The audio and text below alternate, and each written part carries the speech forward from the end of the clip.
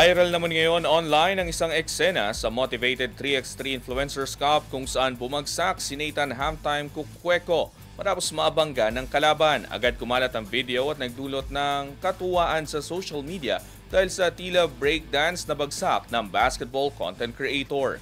Ang ibang detalye alamin sa pag-abante ni Jonas Lavarias. Viral sa social media ang isang eksena sa Motivated 3x3 Basketball Influencers Cup nitong nakaraang linggo kung saan bumagsak si Nathan Hamtime Cucueco matapos kaldagin ng kanyang kalaban.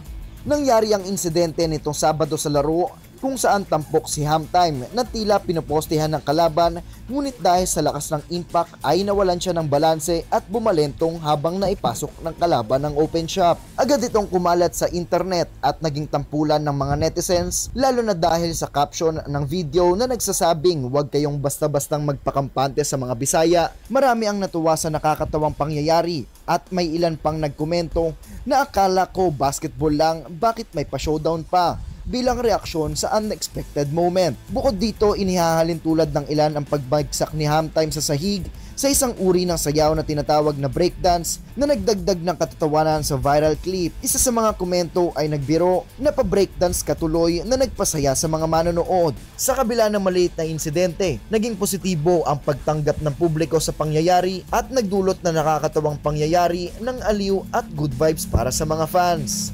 Ako, si Jonas Lavarias, Abante Sports, now na.